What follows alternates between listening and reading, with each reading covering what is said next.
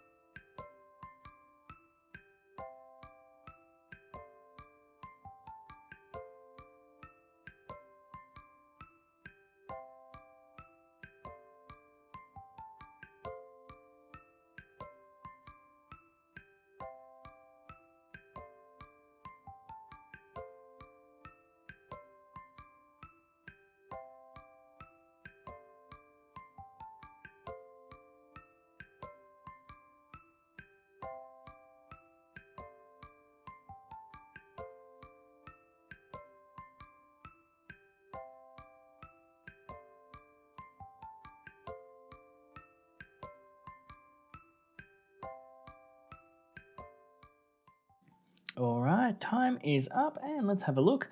And this is one of those times where they're going to be really picky on those fine little details. I can already see you've picked it up there in the chat. This is one of those things where we will look at that and we'll say, yep, cool, BCC, got it, beautiful, smashed it, done. It's a nodular basal cell carcinoma of the left cheek. So specify subtypes if you know what it is. You're going to get more of those marks, and specifying that location is going to get you more marks as well. It seems over the top, I know, but it's showing that specificity of what you're after. So a very big congratulations, and of course a gold star goes to Demir for this one. Absolutely smashed it out of the park, well done. And of course we've also got here, oops I missed again because you put, is it going to come up there? Basal cell carcinoma. Now here's the thing, and look at this here, you're still going to get a mark. You're not going to be missing out on too much there. You're going to get that thing that, and the assessor is going to look at that and say, yeah, okay, you're someone that knows what you're doing, that's okay. But you're throwing away marks. So do be a little over the top and specify those sides, just for those extra marks there. It's pedantic, I know. And this is, again, why I think so many people struggle with this exam, because it's little traps like this that are going to catch you out. Now, I want to point out again, if you do put BCC, you're going to miss out on all marks altogether because of that official line of no abbreviations. And so this is one of those reasons, again, why I say at the end of the exam, try and have a quick read through and see if you've fallen for one of these traps here. Make sure you're really spelling it out. All right, hopefully you're not too cranky with that. Now, of course, one of the things here that let us know this is a BCC, one most common type of facial skin cancer, but we've got that classic kind of shiny, slightly pearly kind of nodular, smooth surface there. You can see a couple of blood vessels kind of creeping across, and you've got that central ulceration, just absolutely classic for it. Now, as you can see, this image came from DermNet. What are the odds of that? Really do become familiar with the ones from DermNet because you'll see them time and time again. The other thing I wanted to point out here, if you look carefully at this photo, that doesn't look like a cheek. It looks more like just a spot kind of below the eyebrow there. This is where you have to sometimes suspend disbelief, because sometimes they might not actually have a photo of a BCC on a cheek to show you, but they found this other one that has those classic appearances. they try to make things match up as much as possible. I don't know why the questions don't sometimes just get rewritten to express exactly what's in the photo, but if you do see little things like that, just keep in the back of your head that that could just be the best photo of the rash or skin condition or whatever it is that they could find. Something to bear in mind. Now, they do have here, still can't understand why the college wants us to differentiate BCC from SCC as management is essentially identical. Yes and no. I mean, they each have slightly different potentials for transformation and spread. And so, yes, we're going to manage them the same way, essentially, by excision. Margins are going to be, pretty much the same for these kinds of lesions there. But from that risk factor for progression, I think it probably is worthwhile being able to say, good spot, or bad spot, slightly less bad spot, if that makes sense. Clinically, of course, it probably doesn't matter that much if you're still planning on taking that lesion out. You'll get the histology report back and you'll be able to make more sensible, informed decisions based on that report. This is more that, I think, reflection. They want us to show that we have that consultant level, that fellowship level knowledge base to be able to differentiate these kinds of skin conditions. Hopefully that makes sense. Of course, we have another question lined up. Let's get 2 minutes on the clock and your time starts now.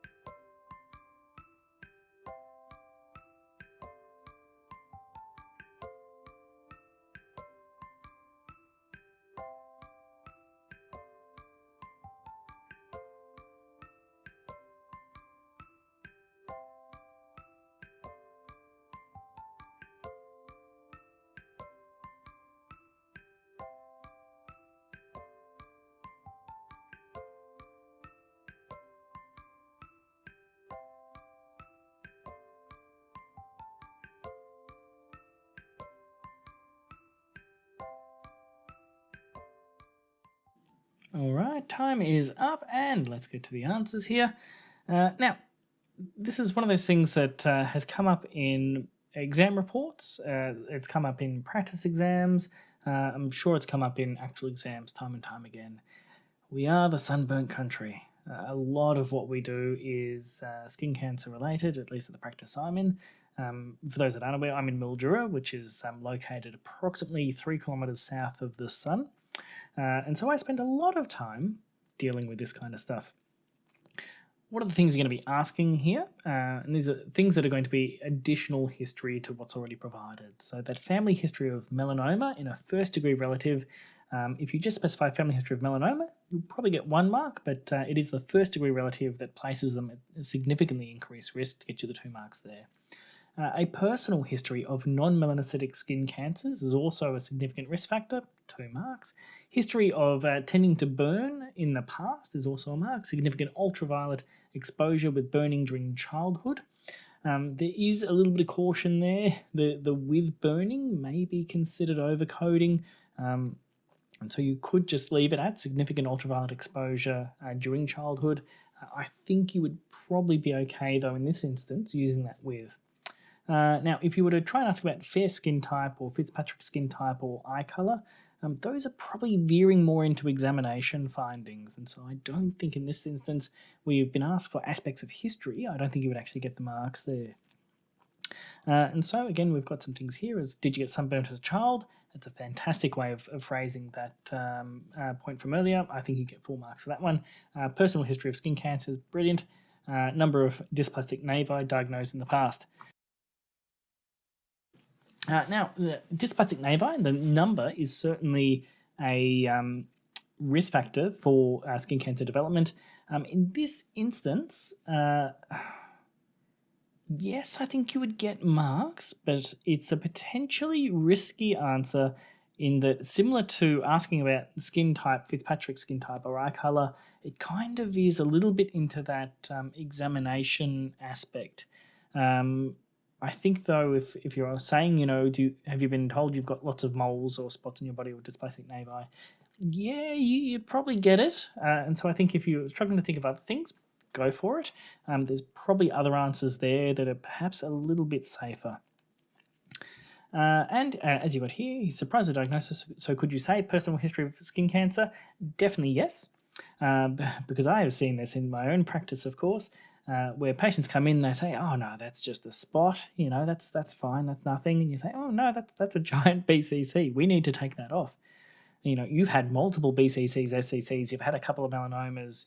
That's not a good one. Oh, you're sure? Sometimes we need to save patients from themselves, and so definitely still fair game. Hopefully that makes sense. Maybe I just live in a place where everyone's got skin cancer. Again, I live very close to the sun. It's very hot. You can see a lovely sheen on my head where I think 30-something degrees tonight. It's the best place I've ever lived. Absolutely love it. Now, of course, we've got another question. So let's load up 2 minutes on the clock, and your time starts now.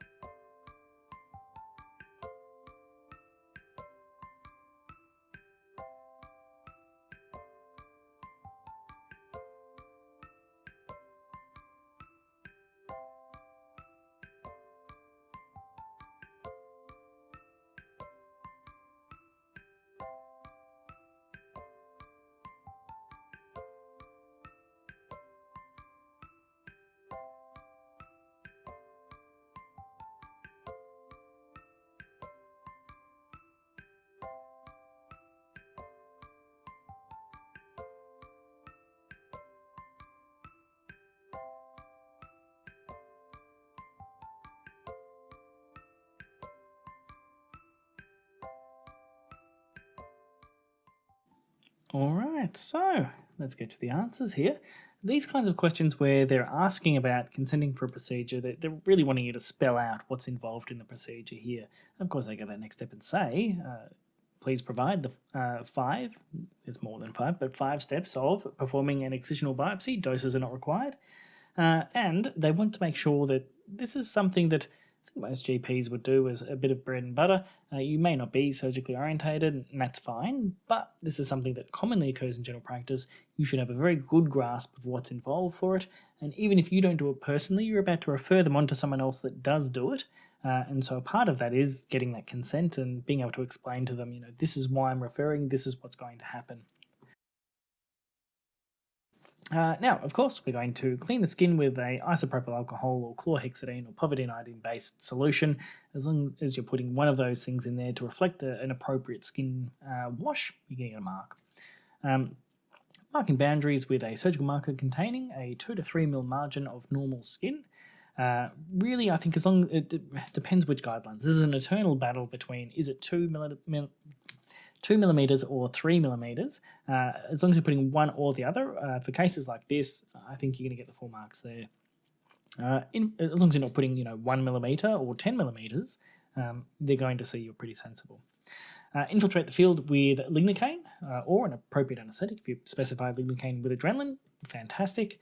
Excise the lesion using a blade or scalpel to the level of subcutaneous fat. And really, for a true proper histological diagnosis of a suspected malignancy, you should be making sure you're getting to that subcutaneous fat layer. Close the wound with sutures. Apply appropriate dressing, some form of skin protection, and of course, discuss wound aftercare. If you get stuck for these questions, and it's easy to do in the stress of the day, really spell it out, break it down to basic steps. Anything that's involved in doing one of these procedures, you're going to get a mark for. If you can specify it out into one step, you are going to have more things that you do than things that they're requesting. And so you might not even get to excise the lesion. They're probably going to weight marks towards that being worth more. And admittedly, in here where I've got the excised lesion, you could have even specified the margins there. I think you can get marks for that.